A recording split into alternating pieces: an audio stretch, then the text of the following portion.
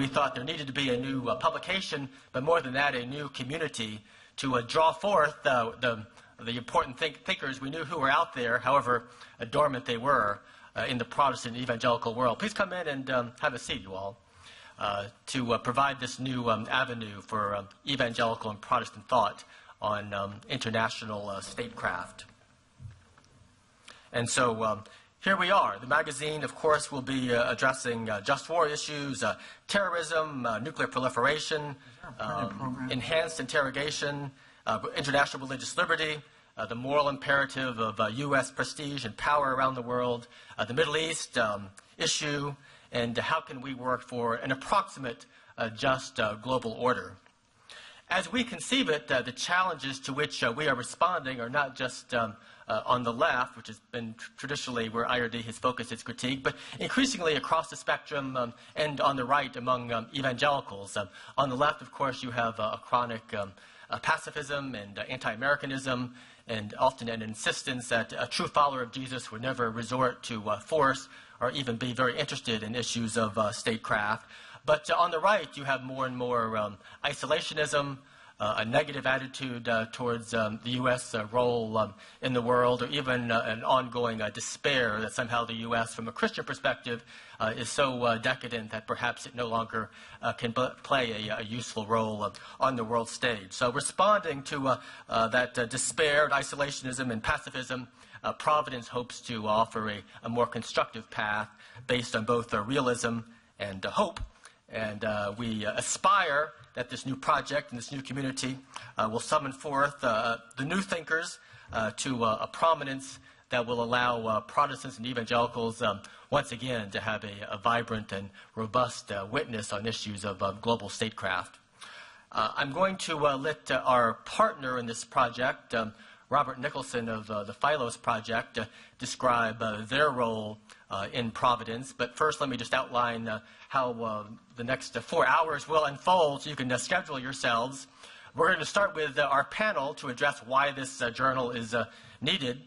And our panelists include the distinguished Joseph Loconte from King's College, a longtime writer and scholar on issues of international statecraft, and also a senior editor to Providence. We have Marc LiVecche, whose last name I have a lot of trouble with. He is the managing editor of Providence and is himself an accomplished scholar in just war issues, having just completed his PhD at University of Chicago, and was a student of the renowned Jean Bethke-Elshtain, one of the greatest Christian thinkers on these topics in recent years. I like to think of Marc as sort of speaking for Jean from the grave, so that her voice continues on, because it's very much needed. To Marc's right is Mike Cromartie, an old-time friend. If you've been in Washington more than 5 minutes, you know Mike Cromartie.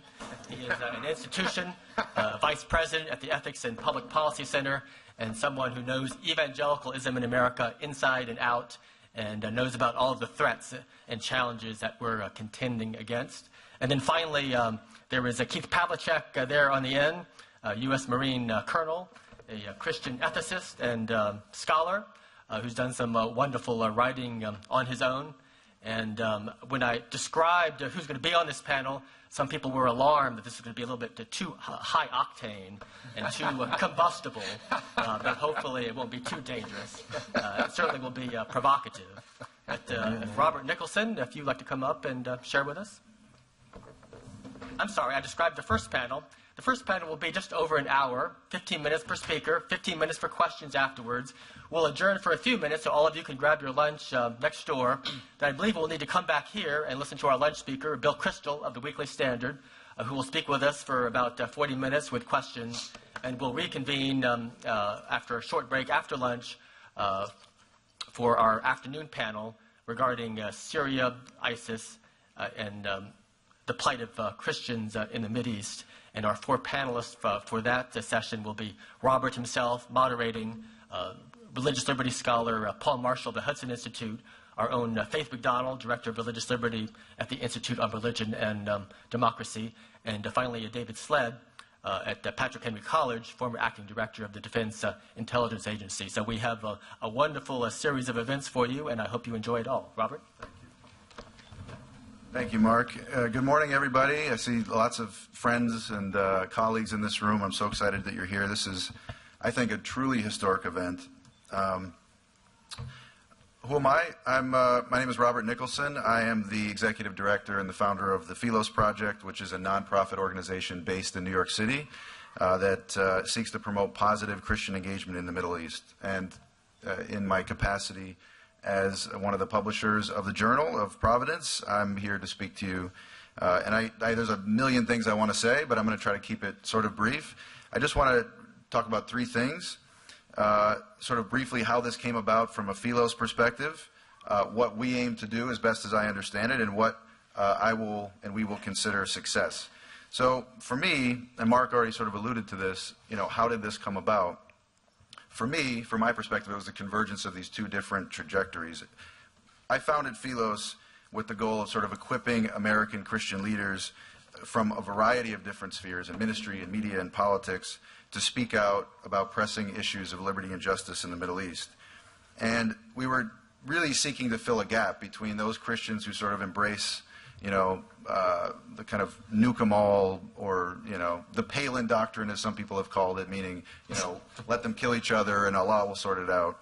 And then the other side, the people who think that everybody in the Middle East is just misunderstood, and if we could just love them, or if we could just show them Jesus' love, everything will be okay. We're trying to sort of navigate through the middle of that. And, when we opened our doors, it was the midst of absolute chaos in the Middle East. We had civil war in Syria, instability in all of these Arab countries, all kinds of non-state actors, including ISIS, Iranian imperialism, and, of course, the flight of Christians and other minorities from Iraq and Syria in unprecedented numbers.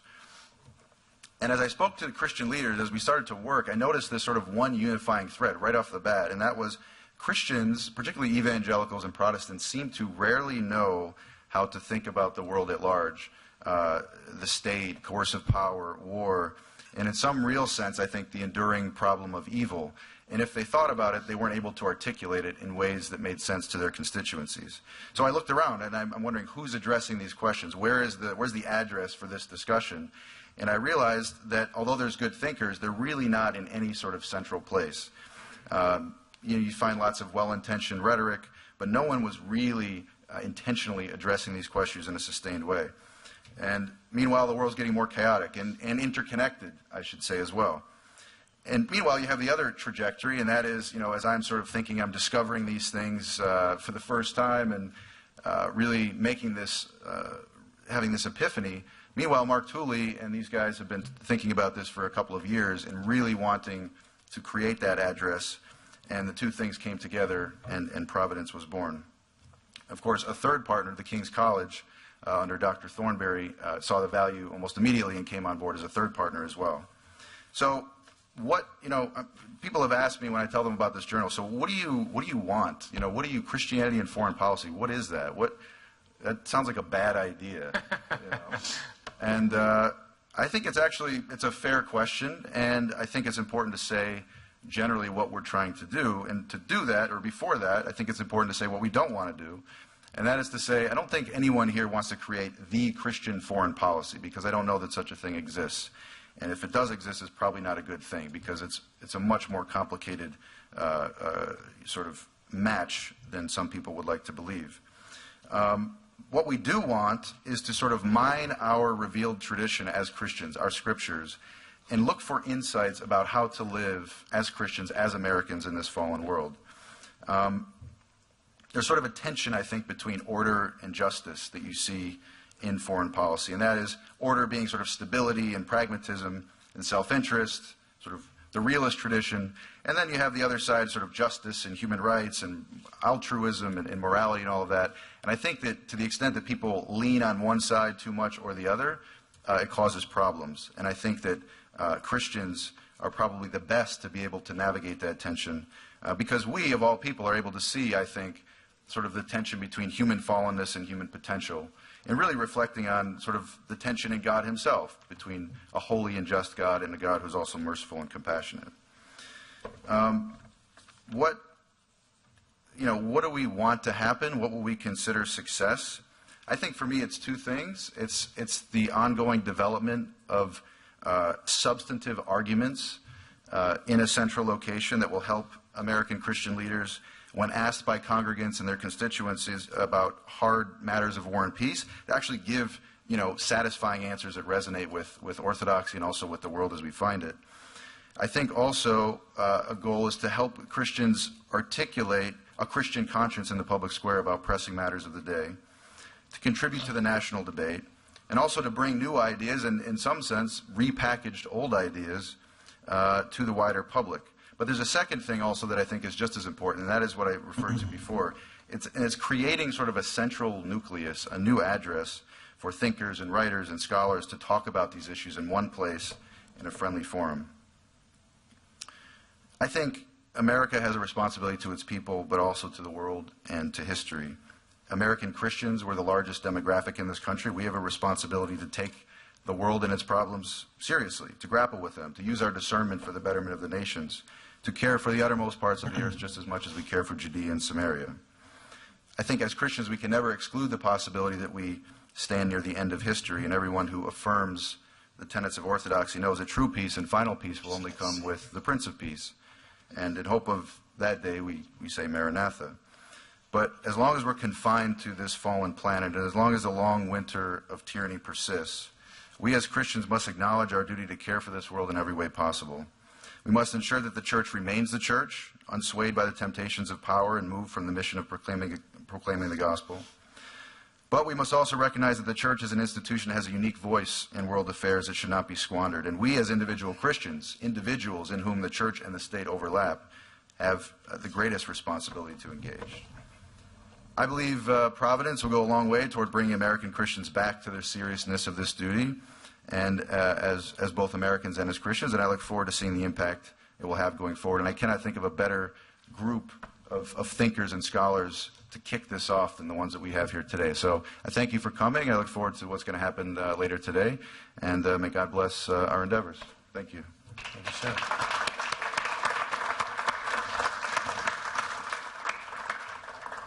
Take this.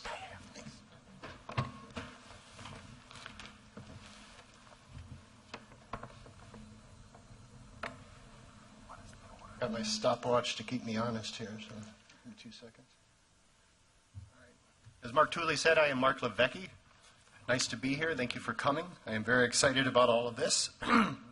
As I talk about the aspirations that I have for Providence, you're going to notice a certain overlap with everything Robert's just said, and that's quite possibly why he hired me. So I'm feeling good about things. In the dark days after the planes hit, the late public intellectual and political theorist and grandmother, importantly, Jean Bethke Elshtain, blessed be her memory, mused to a friend that now we are reminded what governments are for. And what she meant by this is 9/11 made plain that the primary responsibility of government is to provide for basic security, constituted by justice, order, and peace. And she believed this to be a divine mandate, and that didn't mean that she thought that every government and every government employee or public official was godly, nor that any one of them was entirely godly. She simply meant that there is a solemn duty that is attended by a divine mandate, and that is that a political ethic is necessarily an ethic of responsibility. That was her ongoing theme. And it seems to me from a faith perspective this shouldn't surprise us. Those who love God are bound to love what God loves. And so we love the world. And those who love the world are bound to do what they can to care for it, to provide for its flourishing. That just seems to go in hand. And if you look at that, right, the name of our journal captures this. Right? We human beings are called to be provident, to share in the provision of God's protective care for his creation. We are responsible in some ways in history, not necessarily for history, and not exhaustively, not completely, and not ultimately. But we are responsible for the conditions of history, and we have a say in what those conditions are.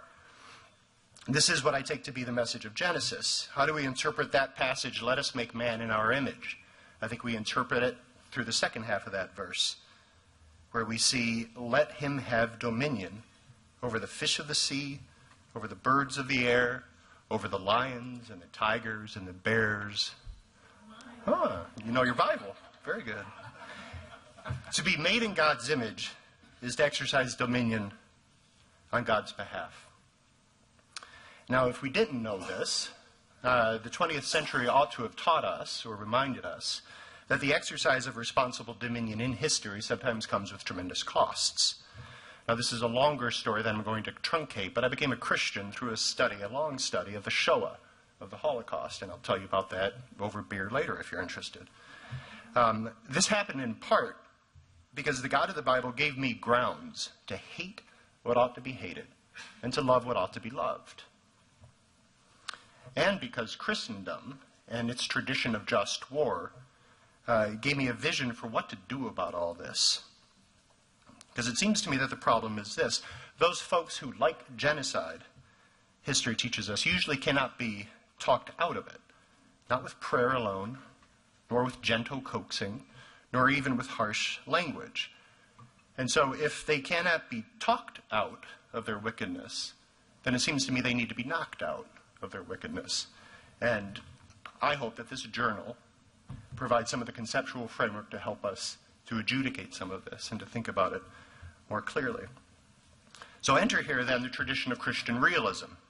Now both terms of Christian realism seem important to me. Each qualifies the other. You have Christian realism, and the second term is anti-utopian. It emphasizes power and interests. It's a commitment to take the world as the world is, not as we long it to be.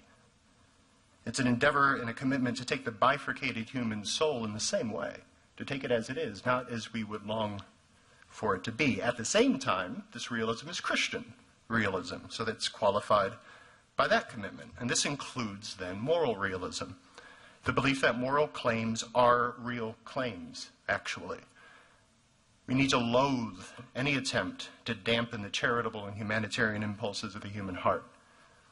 It is in our interest, the Christian realist believes. It profits us to pursue such claims. The Christian realist refuses to collapse interest into some kind of a gluttonous self-obsession with our own security and material prosperity to the exclusion of concern for our assailed neighbors. Any nation, it seems to me, that believes it only has a responsibility for the survival of its own citizens is a nation that quite possibly is not entirely worthy of survival.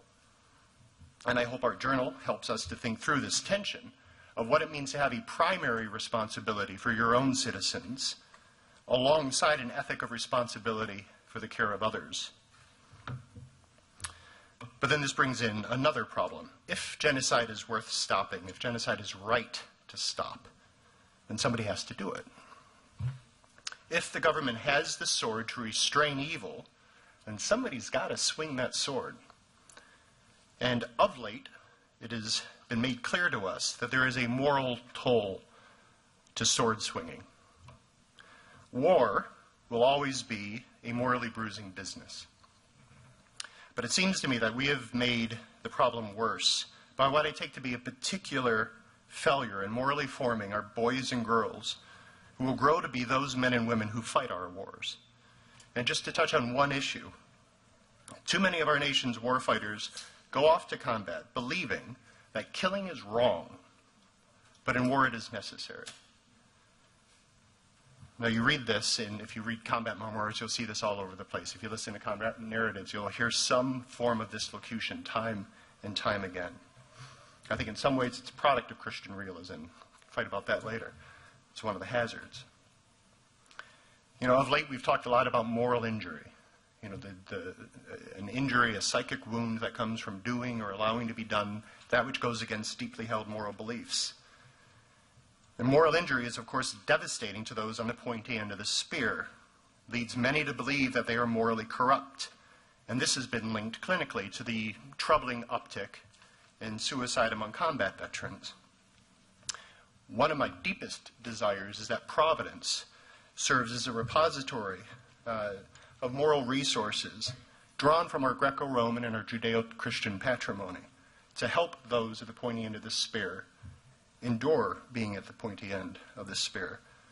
One resource is the just war tradition, which asserts that killing comes in different kinds. Sure, there's some killing that is always morally prescribed. We call that murder, right? There's other types of killing that are neutral, accidents in which nobody is to blame. But the just war tradition insists that there's also that kind of killing that is morally permitted, and even at times morally obligatory, such as requiting an injustice when nothing else will do so. This isn't to suggest that reading our journal is going to end moral injury. It is to suggest a hope that our journal serves the practical purpose of providing our nation's warfighters and those who morally form them with a framework that offers a shield, a Kevlar for the soul, if you will, to help our warfighters navigate the morally bruising environment of war without themselves becoming irreparably morally bruised. So this brings us back to the beginning. Such a practical aim was vintage Elstein. And I recall the first time I ever met her, I was in her office and we talked about the future course of my studies and what I was going to do with my dissertation, etc. And just at the end, as I'm packing up my bag, she says to me, well, that's fine, but what's your real motive for the study of ethics? And this is my Elstein voice. I've got one for Tooley, too, if you'd like to hear it. Oh, yes. Oh, yeah. And so I thought about, what is my motive for ethics? And I thought, well, I'll just be truthful. And I reached in my bag, I pulled out a book, and in that book had a picture of my kids, right?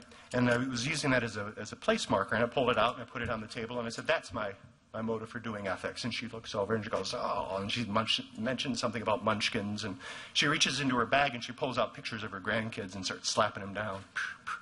She says, we're going to get along fine, right? And I think we did.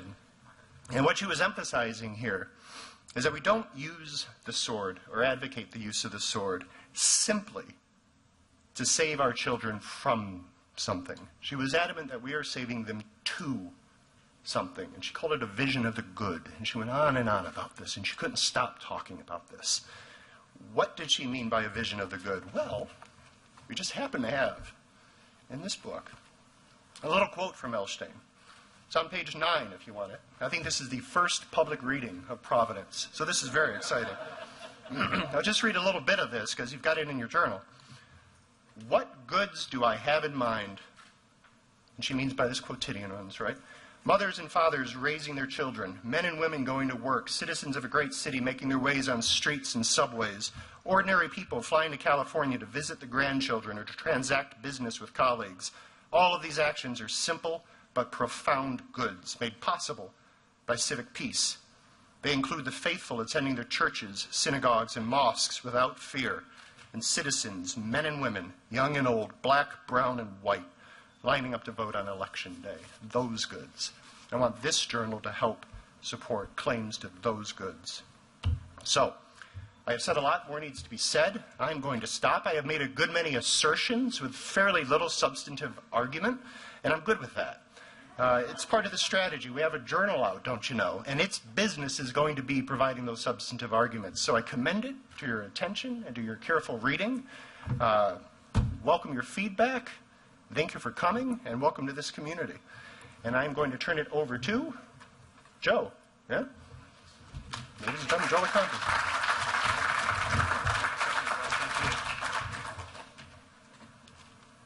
Thank you, Marc. Well done as a fellow paisan. Loconte, LiVecche. Thank you all for coming on such a beautiful day. You could be out playing in the sun, but here you are with us to celebrate this new journal. Let's look back for a minute before we look forward. In the 1920s, in the aftermath of the First World War, American Christianity, especially its liberal wing, was sharing the same mental outlook as that of political progressivism. In political terms, both reacted to the cataclysm of the First World War, determined to make international peace their supreme goal, whatever the cost. In matters of religion, both embraced a spirit of disbelief and evasion, a reluctance to admit the stubbornness and the pervasiveness of radical evil. Most liberal Protestants failed to grasp the nature of Hitlerism throughout the 1930s.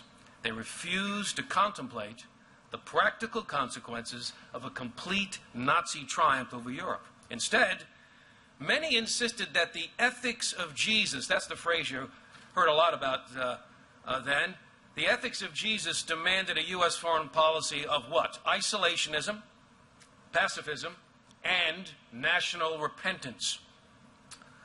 Listen to Reinhold Niebuhr writing, and you'll hear the spirit of Niebuhr a lot, I think, today and onward here. Niebuhr writing in the 1930s about this mood. In this liberalism, he wrote, there is little understanding of the depth to which human malevolence may sink and the heights to which malignant power may rise. Some easy and vapid escape is sought from the terrors and the woes of a tragic age. Well, there's a line, isn't there? An easy and vapid escape is sought from the terrors of the age. Well, this frame of mind, ladies and gentlemen, it's returned with a vengeance. Never really left, but it's returned with a vengeance in the post-9/11 era, fueled, yes, by the costly and inconclusive wars in Afghanistan and Iraq. Its motive force, though, I think, is a blinkered vision of the Christian gospel that has debased the Christian conscience. At the very moment when the political and religious ideals of the West are threatened by new forms of terror and totalitarianism, much of the Protestant church today lacks the intellectual and the moral resources to fight back. Think about the reaction of the leading progressive Protestant ministers to the 9/11 attacks and the rise of radical Islamic extremism. Just one example, and I would say this if this gentleman was right here in the room next to me, the Reverend Tony Campolo, self-described prophet of red-letter Christianity, meaning the words of Jesus in the Gospels, red-letter Christianity. Dr. Campolo has focused his righteous rage on American foreign policy, and he compares U.S. military action against Islamic militants to the campaign of beheadings launched by the Islamic State, ISIS, against the alleged infidels. What can we do to stop this cycle of violence, he asks. Cycle of violence. American military action, beheadings by ISIS, the cycle of violence. And then here's his answer. What if President Bush and President Obama stood together at the rostrum of the UN General Assembly and did the biblical thing? What if on behalf of the American people, they repented of what our nation has done? That's the biblical answer, I guess, to the genocidal force sweeping its way through the Middle East. National repentance as a response to this genocidal horror. The biblical answer. And this, unfortunately, qualifies in many places as a faith-based foreign policy. Well, there's faith involved in that policy, but not the faith that I think is true to the gospel. Religious progressives are not mistaken. Let me emphasize this. They're not mistaken when they discover in the ministry of Jesus a life devoted to the love of neighbor, the unconditional, the relentless love of God. Yes, nor are they wrong to see in Jesus the quintessential peacemaker, right? He's called the Prince of Peace. And yet, their political vision is based entirely upon a principle of non-violence. Their politics, in all of its particulars, it seems, is guided by one rule: the law of love. The law of love. Well, the fatal problem with this view is that historic Christianity, especially Protestant Christianity, has never reduced the gospel to these elements. The cross of Christ cannot be comprehended without an awareness of the depth of human guilt and the power of radical evil. Listen again to Niebuhr. The gospel is something more than the law of love, he says. The gospel deals with the fact that men violate the law of love. Progressive Christianity, whatever its other merits, bases its politics on a fundamentally flawed understanding of the human predicament. By insisting on political outcomes akin to the vision of life held out in the Sermon on the Mount, it promotes a foreign policy largely detached from political reality. And yet for the Christian realist, by contrast, the kind of realism we hope will characterize the pages of Providence, the horrific acts of barbarism committed in the pursuit of a spiritual utopia, for example, are not the result of the manifold sins of Western society. Rather, they're the latest expression of an ancient malignancy, the will to power. The will to power, clothed in the robes and the symbols of religion. The tormented vision of radical Islam is not a force that can be bribed, appeased, accommodated, contained, or placated into submission. As Taliban leader Mullah Mohammad Mansour recently described his objectives in Afghanistan just a few weeks ago, the jihad will continue until there is an Islamic vision, he said. Claims of a peace process, he warned, are merely, quote, the words of the enemies. So what are we to make of this theology of love expressed by so many progressive Christians today? The de facto pacifism of liberal Christianity presents us with, I would submit, it presents us with a conscience insulated from human suffering. Insulated from human suffering. It's a conscience content to ignore the neighbor in crisis, whether he's the Jew marched into the ovens at Auschwitz, the Tutsi villagers hacked to death in Rwanda, the girls forced into sexual slavery by Boko Haram, the families hunted down and executed by ISIS, the gays rounded up and tossed from rooftops, or the Syrian refugees facing starvation or extinction because of their faith. One of our tasks at Providence is to inform and to challenge the Christian conscience. There's a lot in the Bible about conscience, isn't there? The Christian conscience. Challenge that conscience with sound theology, with a firm grasp of America's diplomatic history, and with an appreciation, and this is also worth underscoring, an appreciation for the enduring political and religious ideals and institutions of the West that have made it so distinctive and so important. Now, where do we begin with this task? Where might we begin? We've got to recover the wisdom and the resolve of those who recognize the supreme malevolence of their own day, those Christian realists of the 1930s and 40s. The biblical answer to the problem of evil in human history, Christ's death and resurrection, cannot separate justice from mercy. And so the way of Jesus, what C.S. Lewis once described as terror and comfort intertwined. There's a phrase. Terror and comfort intertwined. The way of Jesus dispels our utopian illusions. His gospel renders as futile our facile efforts to create a society based on love while failing to reckon with the negation of love, which threatens every human endeavor. Here there is no place for sentimental Christianity, either in our pulpits or our politics. And yet, at the same time, we must reject the triumphalism and the militarism that has sometimes overcome the Christian church. I know that history. I teach it. Well, the mission of our new journal in this sense is not merely political. It's also moral. It's spiritual. To reject the policies born of cynicism and of utopianism. We need to retrieve something like the Christian realism of an earlier generation of thinkers, an approach to foreign affairs that faces the hard and bitter truths of this world, even as we work and pray for a better world. This path, ladies and gentlemen, I think represents a road less traveled, and yet along this road lies our best hope, not for the immediate arrival of the kingdom of heaven, but for a greater measure of peace and justice within and among the nations of the earth. Thank you for listening.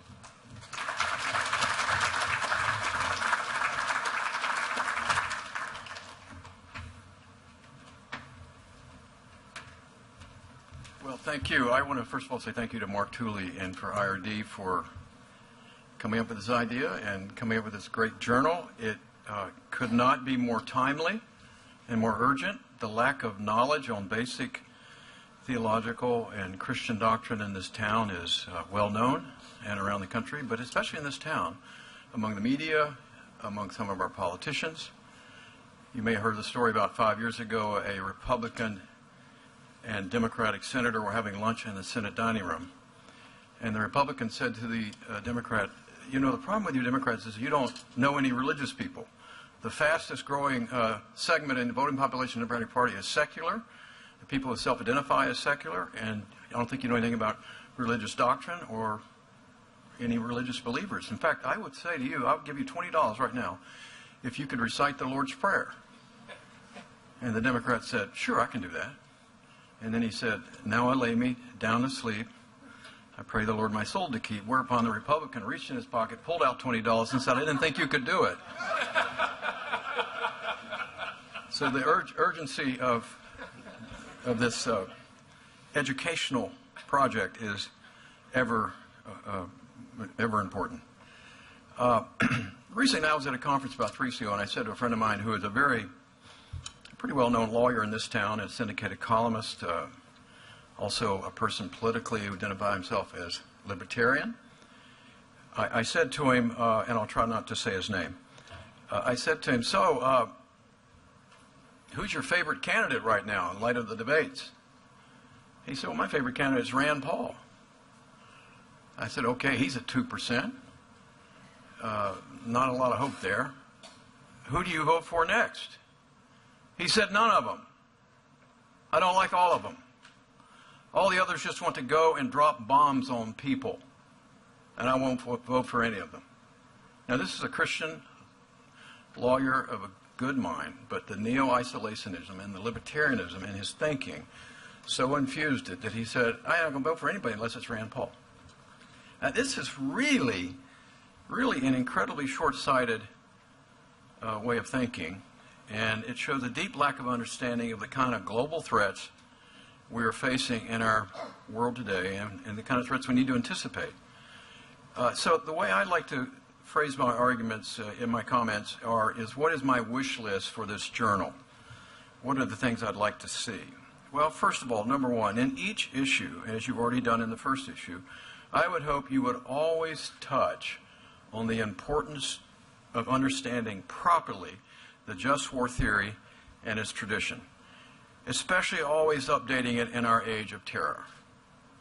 Because of the ongoing influence of the theologians John Howard Yoder and Stanley Hauerwas, there is a huge undercurrent of Christian pacifism growing among not only young people, but also professors at some of our most prominent Christian colleges. I believe strongly that this must be combated. And it must be combated not because we love war, but because we know that there are evil people in the world who would like to kill innocent people. And so a constant updating of the just war theory is urgently and always needed. Because this is our dilemma. On the one hand, we're on the horns of a dilemma. On the one hand, going to war causes great and terrible evils. But on the other hand, not going to war can permit even greater evil and genocide. Allowing evils to happen to people is not innocent behavior. Having clean hands is not innocent. I would highly recommend to you the Oxford theologian Nigel Bigger's new book called In Defense of War, where in the whole introduction of the book, he lays out real stories of slaughter and genocide in a graphic way. In fact, I almost brought it with me and would read it to you, but it would ruin your lunch. But it is so graphic of the terror and the slaughter and the massacre of people. And Bigger begins his book in Defense of War, said, now, what do we do about that?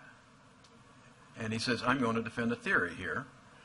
And the people I'm going to critique in my first chapter, namely Yoder and Hauerwas, don't have an answer to that kind of slaughter. And there, in the Christian tradition, there is one. But the point is this, whichever horn of the dilemma one chooses to sit on, our sitting there should always and never be comfortable. We need clear and rigorous thinking on the ethical dilemmas that we face. But we don't need sentimentality. Number two, I'd like to call for, in this journal, an evangelical revival of interest and an evangelical understanding of what St. Thomas Aquinas called the most important of the four cardinal virtues, and that is the virtue of prudence. St. Thomas said that without prudence, justice, fortitude, and temperance cannot be achieved. Prudence, he said, is the perfected ability to make right decisions. Prudence is defined as practical wisdom, and it is a process of moral reasoning by which our ideals are approximated to the contours of a very fallen and imperfect world. So therefore, a prudent person asks, what are the ends that we seek?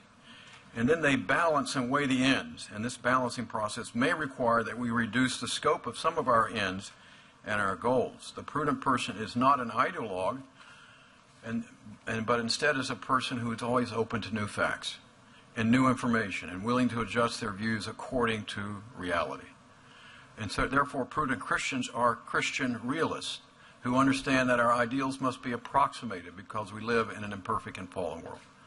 The prudent person realizes that the drawing of relative moral distinctions is a Christian social and political responsibility and is prepared, therefore, to make imperfect choices between alternatives that are clearly not always the best alternatives we'd like to have. We should then, therefore, exhibit an existential and epistemological humility before the knotty complexities that our social and political options send our way, but opting out for a third way that doesn't exist on any ballot anywhere is not responsible behavior. We have to make choices, and sometimes the choices we have to make are not the best, but some are better than others. Therefore, learning to be prudent is vitally important because the dilemmas we face in this world are often fraught with ambiguity. The messiness of sin in the world makes many matters contingent, relative, and uncertain. There will always be things that we hope for and things that we wish we might have been, but being prudent means learning how to balance competing goods against lesser evils while keeping a sharp sense of the many ambiguities that are at the heart of many of the ethical and moral dilemmas we face. So we need to introduce in this journal, I would hope, what Reinhold Niebuhr called an understanding, what he called in Christian ethics, of middle-level axioms. Middle-level axioms. Those are the axioms where you move from the scriptures to prudential reasoning about a policy that's very complex. And Niebuhr emphasized these middle-level axioms are often lacking from people on the right and the left who just jump from a biblical text in the Old Testament straight to a policy. And Niebuhr very wisely taught that we need to learn about middle-level axioms. We can talk about that in the Q&A. But the middle-level axioms are best discovered through this recovery of what I call an evangelical understanding of prudence. Now, number 3, I hope in every issue you will make sure that you always highlight the sorry state of religious freedom in the world today and the awful persecution believers are suffering as a result. Highlight it every issue. The reason is because the suffering is not decreasing, but it's increasing. And it's people not only of Christian faith, of all faiths. But we do well to highlight why religious freedom, not only that it's the religious persecution occurring, but why religious freedom is important and is actually good for nations who allow it. A person who's done excellent work on this, besides Paul Marshall, is a man named Brian Grimm. And Brian Grimm has done some wonderful research on what he calls the social utility of religious freedom and how it's good for countries. Here's what he says. The empirical data are clear on 2 points. First, religious freedom is part of the bundled commodities, he calls them the bundled commodities of human freedoms, that energize broader productive participation in civil society by all religious groups, which is conducive to the consolidation of democracy and social economic progress. Secondly, he says religious freedom reduces conflict and increases security by, among other things, removing grievances religious groups have toward governments and their fellow citizens. In summary, Brian Grimm says religious freedom promotes stability. It helps to consolidate democracy, and it lessens religious violence. Based on an analysis of all the data, it is clear that religious freedom is much more than an American pet peeve. Religious freedom is a universal aspiration. So I encourage you to, at least every issue, to highlight religious persecution and the need for religious freedom. Finally, number 4, I think it's important for us to learn to develop, in whatever our vocation is, to learn to develop what I like to call an Augustinian sensibility as we go about our work. Here's what I mean. While affirming our responsibilities and obligations to the city of man, we need to remember that our true home is the city of God. which is to come. So while living in this earthly city, we are to pursue temporal goals and to pursue justice. Parenthetically, Augustine said, remove justice, and what are kingdoms but gangs of criminals on a larger scale? We need to pursue justice, but we always need to be doing it with a keen sense of who we are and awareness of the fragile character of our earthly communities and our earthly alliances. We would do well to be reminded that in this world filled with profound suffering and terrible disorders, we can strive to maintain and to create an order that approximates justice and to work fervently to prevent the very worst from happening. For instance, one of the most difficult concepts for religiously motivated political activists to grasp are these four words: now but not yet. Now but not yet. The kingdom of God has entered this age now, but the final kingdom has not come yet. Keeping this in mind is very important as we go about our business of being faithful Christian citizens in our various vocations and callings. And having an Augustinian sensibility will give us a spiritual and emotional balance and perspective as we remind ourselves constantly that we live now at the intersection of the ages between the city of man and the city of God that is to come. Living our lives at the intersection between the city of man and the city of God means we will always want to develop what the sociologist John Murray Cudahy called an aesthetic for the interim, while living between the times, which will encourage patience and put a ban on all ostentation and triumphalism for the time being. This will cause us, I believe it will cause us to become Christian realists and not Christian cynics. We will realize that in this life there will never be a return to paradise, that there will never be utopia, and that there will never ever be an end to all our friction and strife this side of the coming kingdom. Thank you very much.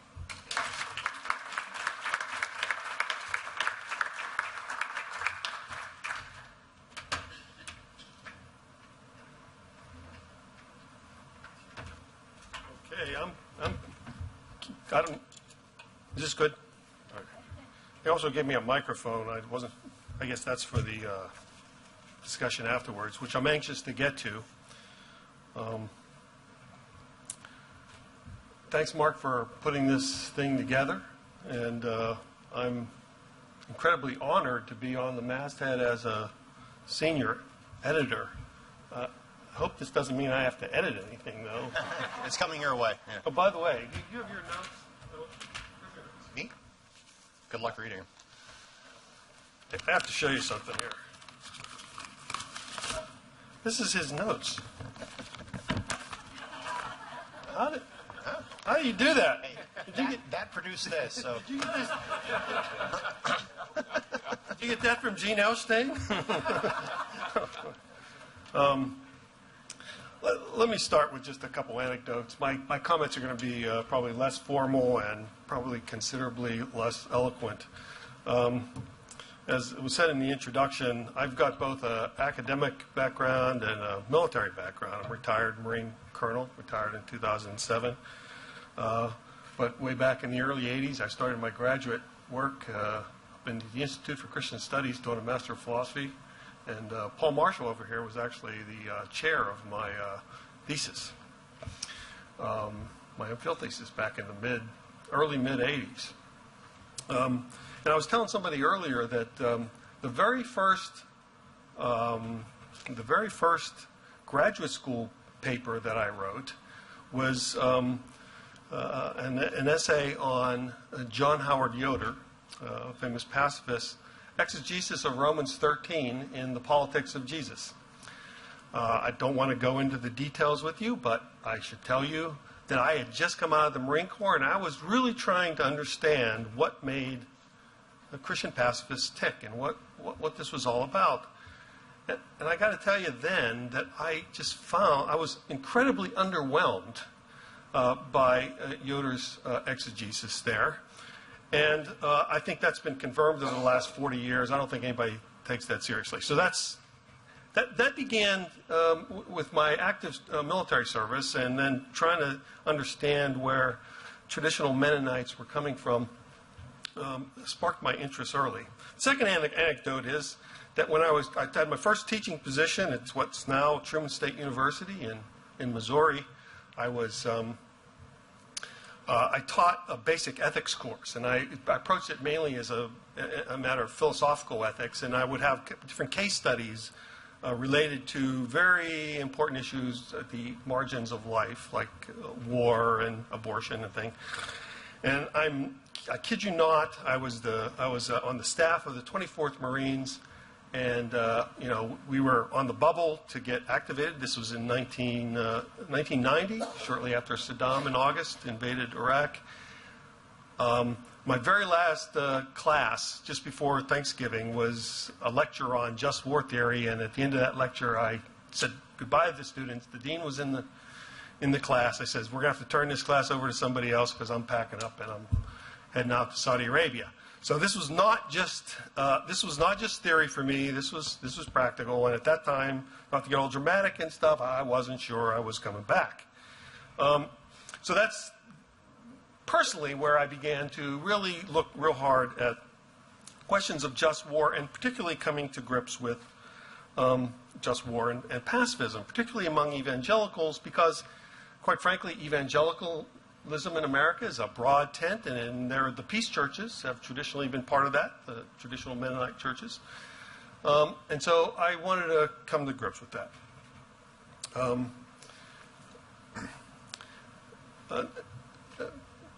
One of the most important finds as I began to dig deeper into this was discovering the writings of Paul Ramsey.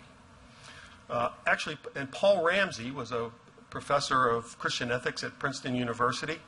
And I think it's fair to say that it was Paul Ramsey who was the first Protestant in the 20th century. The first Protestant, it wasn't Niebuhr, it was Ramsey, after the Second World War, who began to write in great detail about just war theory, and actually rediscovered it for Protestants.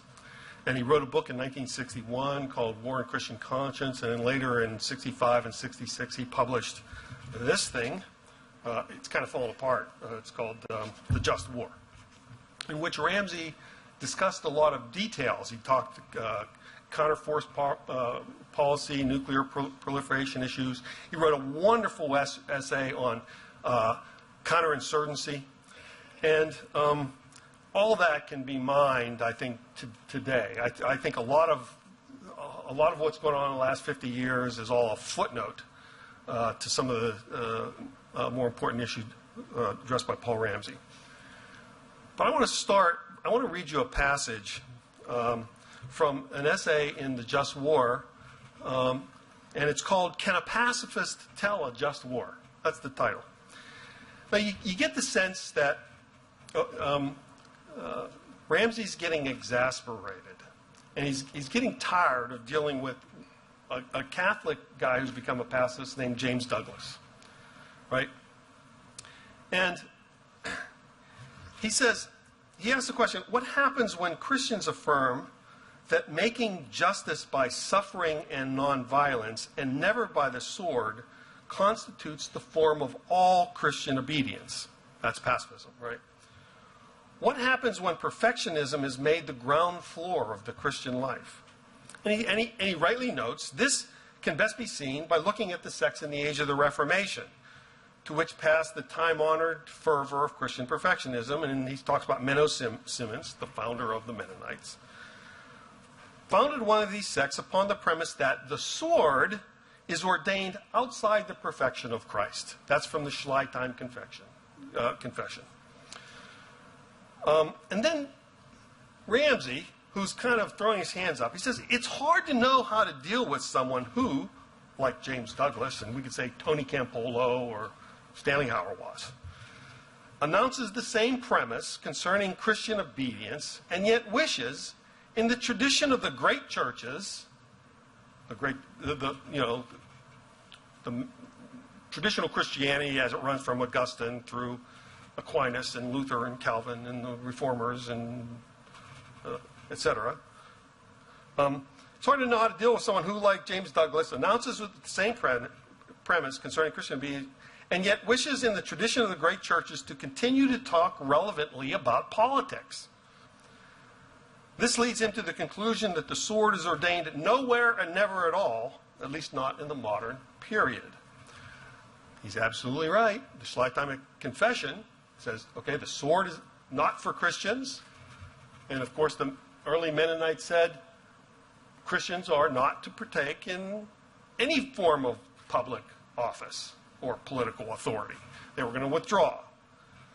Okay, now here's Ramsey throwing up his arms. I have never seen how, as a Christian ethicist, I could ask more of this point of view than consistency. Right? With consistency should go a recognition of the fact that the verdict that Christ calls us to eschew all but suffering resistance, nonviolence, and nonviolence in the cause of justice will necessarily be productive of a form of sectarianism. Necessarily so. Okay? A genuinely sectarian Christian withdraws from politics. He makes in trust the venture that God has not committed to him the use of armed force in justice making and in peacekeeping. The frustration here that Ramsey's talking about is these folks want to embrace the pacifism of the sectarian churches, but they still want to do politics, right? In the words we keep hearing from Stanley Hauerwas over and over and over again in the 1990s, the role of Christians is not to give advice to Caesar, except that's all they do. Got a problem in the Middle East? Well, here's the advice to Caesar. Don't go to war. Send Christian peacemaking teams, right? Okay, so Ramsey throws up his hands, and he goes on and discusses this quite a bit more. Now, the problem here, of course, is that rather than the traditional peace churches withdrawing from active political participation, what generally happens?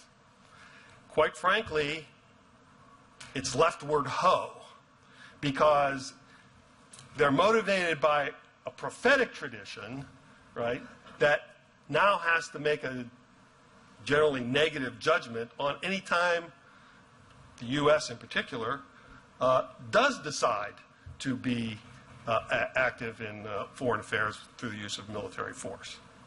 And as the IRD showed in the 80s, and in a couple published book by Günter Louis that was published, I think Mike was involved in some of those books, how the peace churches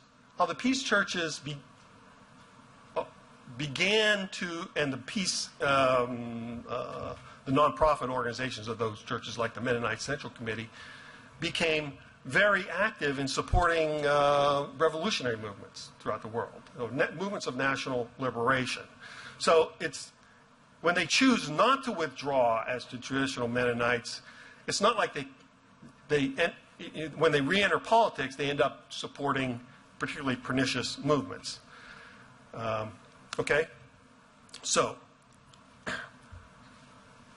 well, they would say, this is just you, Keith Pavlischek, you militarist, right-wing extremist, warmonger or whatever. So let's flash forward about half a century to a great political theorist who is not exactly a Republican right-wing extremist, but is quite to the contrary. Nor he's certainly not Christian. He's a Jewish intellectual, Michael Walzer. Now, many of you may be most familiar with Michael Walzer's great book called Just and Unjust Wars, which was published in 1977. Now, I'm calling attention to Walzer, not because I have some quibbles. I certainly do have quibbles with Just and Unjust War. But what I want to point out is that Walzer is a certifiable left-wing guy, right? He's a democratic socialist. He he's one of those guys that never got mugged by reality, right? And Walzer, by certifiable left wing, I mean he writes for Dissent magazine. He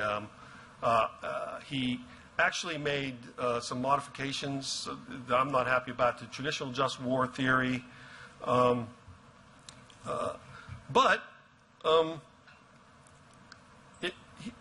in fact, let me cut to the point. In 2002, he wrote an article called "The Triumph of Just War Theory," and he got taken to task by some of his left-wing friends. And but he said in that article, and and later in a Parameters article, which is the Army Military Journal, that just war theory, he argued, has more often than not been used the way it should be used.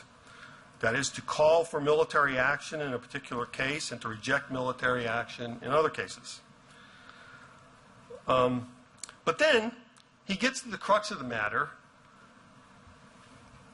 In fact, the same issue that was exciting Paul Ramsey. Here's Walzer. Many clerics, journalists, and professors, however, have invented a wholly different interpretation and use, making the theory, just war theory, more and more stringent, particularly with regard to civilian death.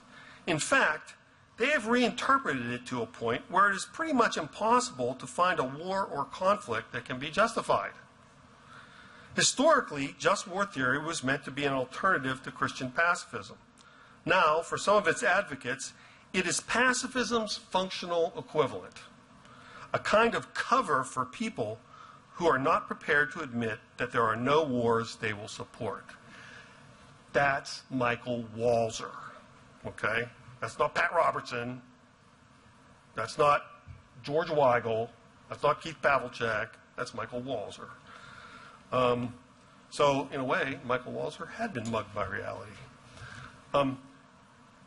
When we hear from our pacifist friends, not only does that pacifism tend towards an isolationism, very critical of any U.S. intervention, it also results in rigging the just war game, okay?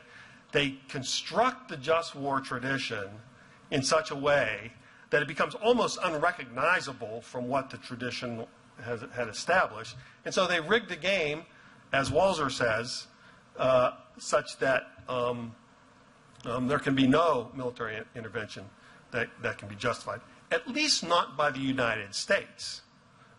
This is why you don't see pacifists calling for, or you didn't hear them calling for nonviolence by the Sandinista regime, and you don't hear them calling for exclusive nonviolence on the part of Palestinians. Okay, so there's a certain logic to the way that is unfolded. And I would just, my time up yet? Yeah. Okay. So I will leave it at that, except to say that there was a time when we could say that evangelicals didn't have this problem. Anybody who's been paying attention knows that that's not the case.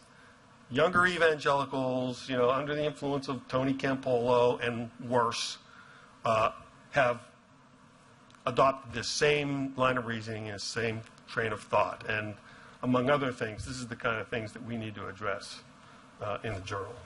Thanks, Mark.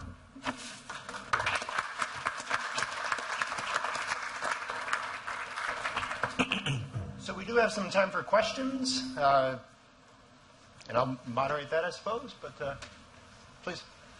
All right, is there a microphone floating around?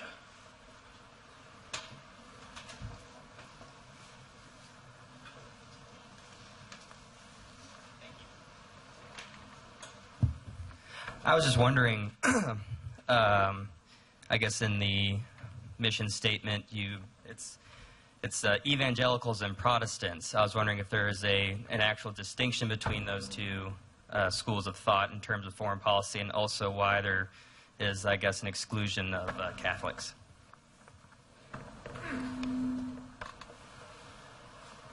You're the editor. I'm the editor. I guess I'll take it. In moving to the second part of the question, first, there won't be an exclusion of Catholics. There may always be something of a minority of non-evangelical views in the journal. And a part of that or all of that, I think, is strategic. We think that generally speaking, traditionally speaking, the Catholics and our Jewish friends have done right on just war.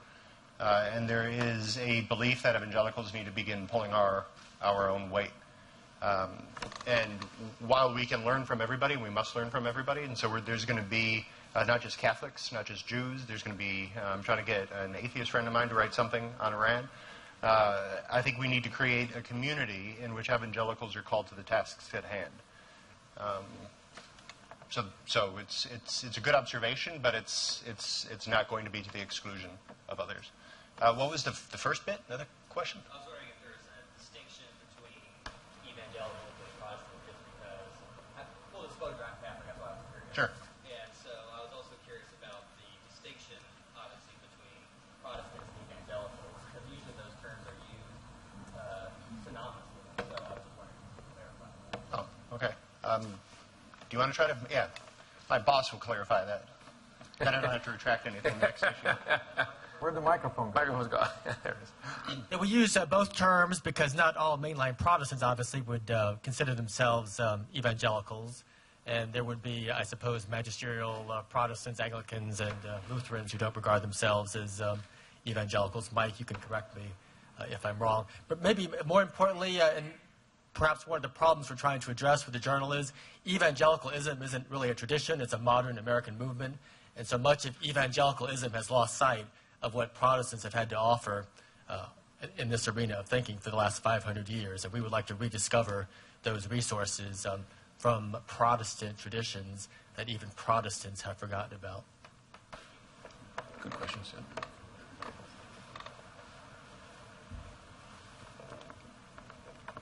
Yeah, please, There's Jay. Jay Richards. Here comes a mic, Jay.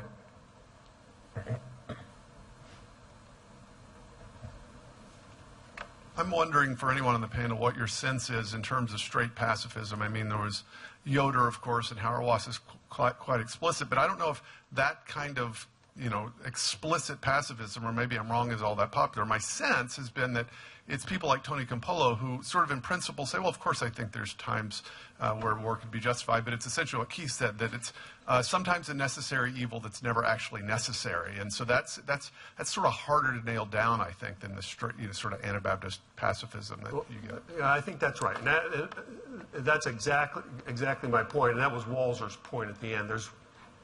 They become crypto-pacifists or functional pacifists. And I think the way to address this is begin to just press them real hard on, the biblical exegetical issues, the theological issues. I mean, another anecdote. We had one of these fellows in that, you can tell where they're coming from right away, and he played this line. He was a... You had him into where? Oh, IRD. It was okay. Marc, and I don't want to mention his name, into IRD. That's right. Okay. And he said, well, he got defensive and said, well, I'm not a pacifist. And I said, well, why aren't you a pacifist? I says, are you telling me that you believe that Jesus absolutely forbids for you ever to serve as a soldier or as a police officer and bear arms? And I think he got pulled up short, because see, that's the resort. That's the dilemma for them, because if Jesus says that and he requires that of you, too bad if things get really tough. It's like you don't get to bail out. When Hitler's overrunning France. You don't get to bail out when Christians are being persecuted by ISIS. Okay? So, being a pacifist it's an absolutist position. It's like being a little bit pregnant. You either are or you ain't. And this middle position, and my point was, this middle crypto-pacifist position corrupts the just war tradition, and we can't let them do it. Yeah, it's Jay, what my colleague George Weigel calls just war theorists who are functional pacifists, because one of the criteria for just war theory is last resort. But as George argues, they want another meeting in Geneva and another meeting in Geneva, and then let's have another negotiation, and they never want to pull the trigger. And so George says they're just war theorists who are really pacifists because they never think there's a last resort, ever. And now, to your earlier point, Jay, about in this book and I highly recommend Nigel Bigger's book called In Defense of War, he footnotes in there, why is he talking about Stanley Hauerwas? And he cites several letters he's gotten from professors in California and in Oklahoma and in Texas. People who have said, he said the influence of Hauerwas is among younger people and young faculty is enormous, And so he said, you know, while the larger part of evangelical tradition is not pacifist, he said there's a certain excitement about being against the grain and going to class to hear Stanley Hauerwas. And so it's not overtaking it, but it's serious and it's real and it ought to be critiqued. And by the way, let me just say that Bigger's critique is the best I've ever read. It is devastating. I think just to put another fine point to it, one of the groups that I have in my sights are those who will say that pacifism applies to Christians, but they acknowledge that God gave the sword to the government, but that's not Christian business, that's for the government. And I think a lot of my friends at the University of Chicago took this stance where, you know, yes, we're grateful that the government has the sword to resist evil and to press for justice, order, and peace, but, you know, sort of thank goodness that's not our job. We've been called to be an alternative, peaceable community. And it seems to me that if God ordained the sword because it's necessary, then it's Christian duty. If the peaceable kingdom were truly possible, I think he would have ordained that instead. And so I think my pacifist friends who take this line are parasitic. They have to rely on good men and women willing to get their hands dirty to do the government's business. The other point, Jay, that you already know, but I'll just say it for the group, and that is that in Nigel Bigger's book, he wants to underline the fact that just war theory is not holy war. It is just war reluctantly and necessary under conditions that have to be met. So we really ought to let people, he says again, we need to let people know that just war means you're not running around looking for people to bomb. Yeah. But you only do it as a last resort. And prudentially and wisely, you go through the criteria, and then you do it. And he says, a lot of people think just war theory means we're people who want to go to war all the time. And he makes the point, no. It's a last resort, but it has to be done in situations where genocide is occurring and people, innocents, are being slaughtered. Action must be taken by the state. Please, over here. Hello. Who do you have in positions of government leadership that share your views and are currently acting upon them? Take that, Joe. Who do we have? That's a terrific question. This microphone. Who would you say, gentlemen, at the executive level? I'll throw it back at you guys. Well, we've been in the Obama administration for almost 8 years now, so it's hard to say it. But I will say that Robert Gates, before he stepped down, perhaps. If we look back to the Bush administration, I'm aware that my former boss and colleague Elliot Abrams is extremely familiar with this line of argument. And I'm also aware that Condoleezza Rice had just war theorists in to her office just to talk about the theory. People whose names you'd recognize, but I think since they were kind of off the record, I probably shouldn't mention them. But people who are actually in this journal came in for meetings during that administration to talk about, let's make sure we get this right. And they not only went to the National Security Council, but they went over to the Pentagon, and they met with the leadership there. So ideas have consequences, and sometimes people who write brilliant essays in this magazine, Providence, will get called in, hopefully in the next administration, for ideas about how to construct foreign policy in the Middle East based on sound principles of just war theory. So just below the radar, there are meetings that occur. Now, I have absolutely no idea who might be doing this in the Obama administration. In fact, I suspect they're not. If anybody knows, I'd like to know, but I don't think it's... And maybe just a quick follow-up to kind of unpack that point a bit. Leading from behind is not a just war theory doctrine. One of the phrases we've heard a lot, I'm sure you guys have all heard it, there is no military solution to this problem, right? It just hangs in the air, it seems, with every potential challenge and conflict. Yeah, it's in the ether.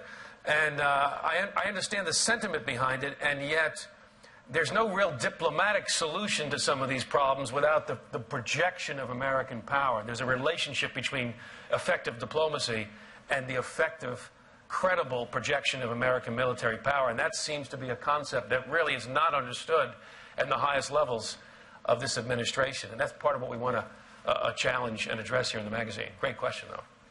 Did I get to it? Yeah. Yes, sir. Back here in the back. Or over here, right here, too. Where's the microphone? Whichever's closest. She's close to Brother Hyde. Good morning. You've all invoked the spirit of blessed Saint Reinhold of New York, otherwise known as Reinhold Niebuhr. So obviously you guys have some ideas in mind of a similarity of situation now and the situation of the world in 1938, 39, 40. Would one of you or all of you care to discourse a little bit and engage in a little compare and contrast for us about the state of the world then and the state of the world now, and what Riney might have to say about it if he were alive and well? And for full disclosure, I worked for Christianity in Crisis for a while when I lived in New York and attended the same seminary that Riney taught at and studied with some of his students. Joe Loconte's written a book on this, and so, Joe, I call on you. Thank you, Rich, for that question. Although I wasn't never on such familiar terms with Reinhold Niebuhr to call him Riney, but thank you for that. I appreciate that. You know, there are no exact historical parallels, but human nature doesn't change, does it? Right? And so when you think about the mood, the cultural mood in the 1930s, what the Europeans especially had endured in the First World War, they were determined not to repeat. And it helps to explain the mindset going into Munich 1938 and Hitler's march on Europe, the deep reluctance to take the actions necessary to address this gathering storm, as Winston Churchill brilliantly put it. And so a kind of reflexive pacifism and an obsessive focus on diplomacy and not dealing with the threats really at the door, the wolf at the door. And it does seem to me that the ambiguous results from the wars in Afghanistan and Iraq, the other phrase we hear constantly, we're war-weary. I understand that feeling, felt it myself, being war-weary. And it's helped to create this mood, I think, among many, not just the professors, among many, many young people who have never seen the United States in their generation. They have no lived memory of the effective use of American power, really, which my generation does have. The effective projection of American power against communism, for example. They have no lived memory of that. So they have these inconclusive wars, and so the reflexive, instinctive mood is, let's not get involved over there. Just let it fester, let it go. This is not our fight. Don't show leadership in any way. And so I think that's an ideological problem. It's a philosophical problem, but at the core, it's a moral and spiritual problem because it involves the Christian conscience. What is influencing the Christian conscience at this moment? What voices? And this is, it seems to me, one of Niebuhr's great challenge was to really try to quicken that conscience and to inform it more biblically, with a deeper biblical understanding of the tragedy of the human condition. Yes, the hopefulness we can have as men and women redeemed, trying to work out some measure of justice in this world, but the tragedy of the human condition and the persistence of the existence of radical evil.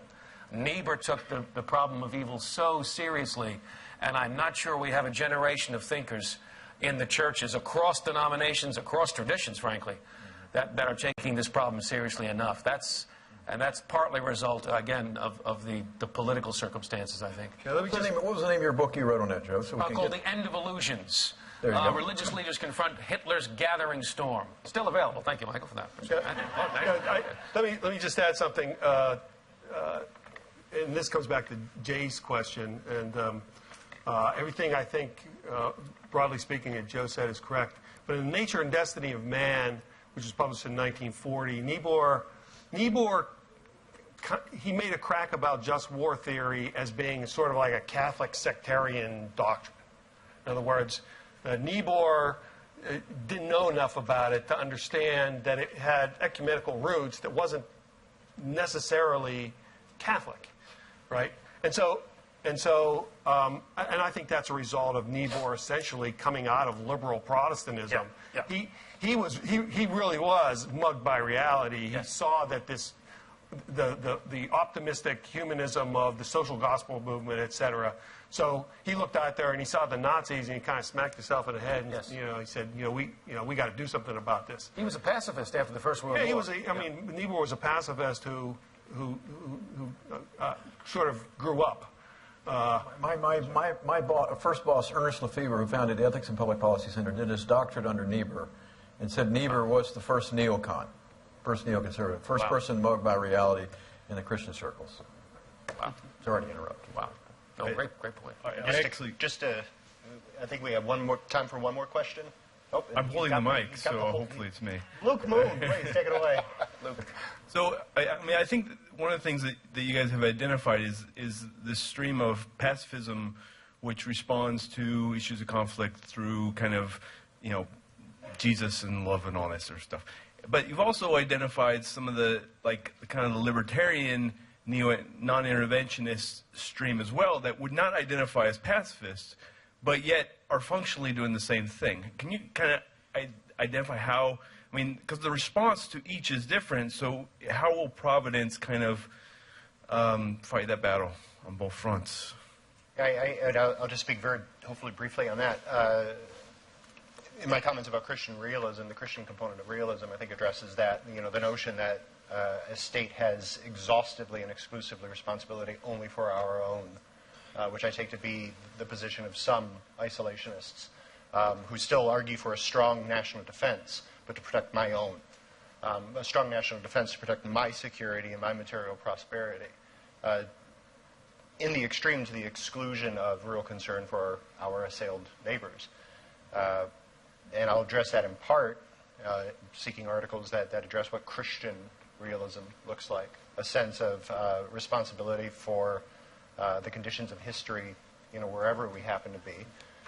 By commending articles, Nigel Biggar just wrote an article for the London Times on why Britain has an interest now in resolving the crisis in Syria. And interests can be made to be, we can make it infinitely broad so that it does no work at all, and that would be irresponsible.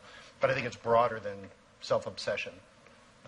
So start tapping away at what interest means. And I would keep on the radar Nigel Biggar because he's beginning to do a lot of work on what interest actually means. If I could just chime in, kind of off the point, but a point I would love to make before we move to the next panel. We're moving to lunch. Yeah, lunch, of course. Of course, we can't forget lunch. One of the things I'd love to do as an historian is to help reintroduce our Protestant friends especially to a great Protestant tradition and understanding about natural rights and natural law.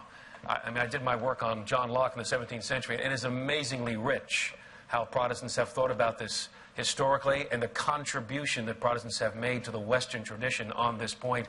And I think many of our young people, they don't have any sense of that. And I think that could help on this point, why we're not just defending the United States on some of these questions. These are aspirations that people have everywhere to live in freedom, to live with a sense of dignity. And Protestants have a lot to say about that, so I hope to be a contributor at that level. Thank you, Joey.